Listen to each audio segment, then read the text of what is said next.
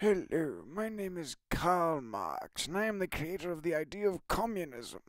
I wrote a book on the subject. It has been widely read throughout all of China, Russia, and the United States. My book has been called the Communist Manifesto, and has been also called the Little Red Book. Now, for the next 2 or 3 minutes, I shall explain the contents of my book for all those people out there who think I'm a crazy person who came up with the worst idea in the world. In the first part of my book, I explain the class struggles of the modern society, most noticeably found between the bourgeoisie and the proletariats. I also point out that in today's modern society, all the exploitive relationships that were covered by ideology, i.e. religion, have all been uncovered and revealed to be only in self-interest. And finally, I explain that the bourgeoisie need to continually change their way of leadership if they want to stay in power. For the proletariats, I go into great length as to how the modern labourer is seen as part of the machinery and is only good for what labour he produces. I also reveal that the proletariats are a unique class in that they are connected by the miserable existence they share in common. The most significant trait of the proletariat, however, is the fact they have nothing to lose. By the nature of being proletariat, they have no power or privileges they must defend. Rather, to help themselves, they must destroy the entire caste system. Because of this, when they have the revolution, they destroy everything.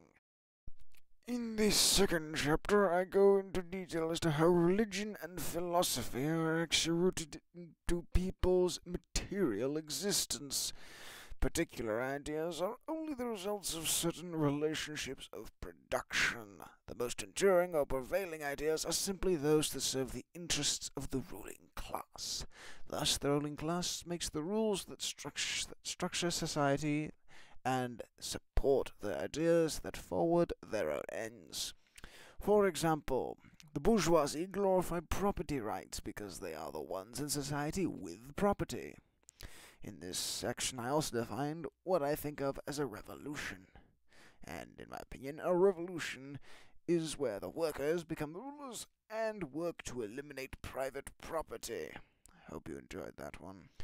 In this third section, I explain the different problems with the 3 different types of socialism: reactionary socialism, conservative socialism, and critical utopian socialism.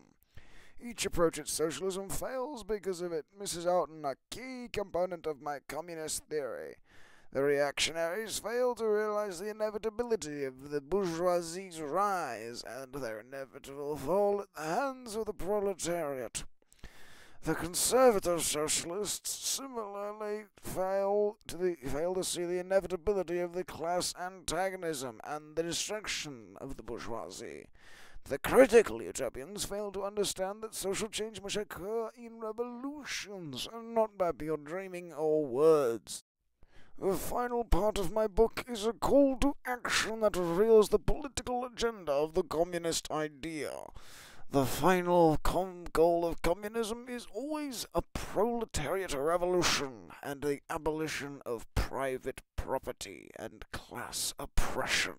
I hope you liked my book, and I hope you read it in the future.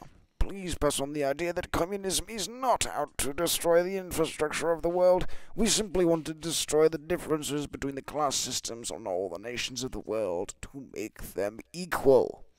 Isn't that right, Uncle Sam? Ugh! Communism! Arm the cannons and fire on my command! They want to kill us all!